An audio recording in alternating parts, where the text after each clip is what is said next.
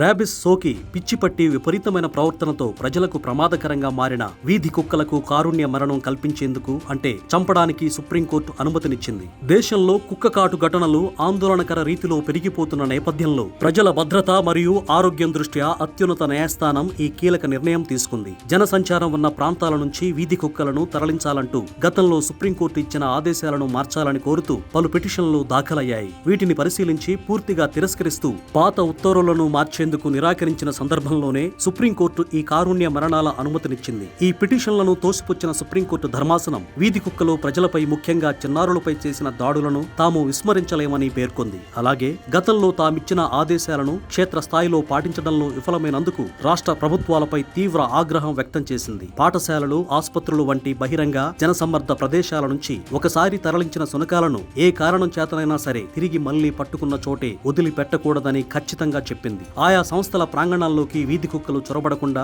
చుట్టూ రక్షణ కంచెలు నిర్మించాలని, సమస్యలు తలెత్తకుండా నిరంతర తనిఖీలు చేపట్టాలని సూచించింది. వీటితో పాటు వీధి కుక్కల సంతానోత్పత్తిని నియంత్రించేందుకు, ప్రజలకు పూర్తి భద్రత కల్పించేందుకు అవసరమైన చర్యలు తీసుకురావాలని కేంద్ర, రాష్ట్ర ప్రభుత్వాలను ఆదేశించింది. ఈ ఆదేశాలన్నింటినీ ఖచ్చితంగా అమలు చేయడం కోసం ప్రభుత్వాలకు సుప్రీంకోర్టు నిర్దేశిత గడువును కూడా విధించింది. అయితే దీనిపై కొంతమంది హర్షం వ్యక్తం చేస్తూ ఉంటే, కొంతమంది జంతు ప్రేమికులు మాత్రం తీవ్రమైన ఆందోళన వ్యక్తం చేస్తున్నారు. ప్రస్తుతం దేశంలో కుక్క కాట్ల బెడద ఎంత తీవ్రంగా ఉందంటే, ప్రపంచ ఆరోగ్య సంస్థ WHO అంచనాల ప్రకారం భారతదేశంలో ప్రతి ఏటా సుమారు 18,000 నుంచి 20,000 మంది ర్యాబిస్ బారిన పడి ప్రాణాలు కోల్పోతున్నారు. ప్రపంచ వ్యాప్తంగా నమోదవుతున్న ర్యాబిస్ మరణాల్లో 36% పైగా భారత్లోనే చోటు చేసుకుంటున్నాయి. అంతేకాకుండా దేశవ్యాప్తంగా ఏటా సగటున 30 లక్షలకు పైగా కుక్క కాటు కేసులు నమోదవుతుండగా ఈ బాధితుల్లో 15 ఏళ్ల లోపు చిన్నారులే ఎక్కువగా ఉంటున్నారని నివేదికలు చెబుతున్నాయి.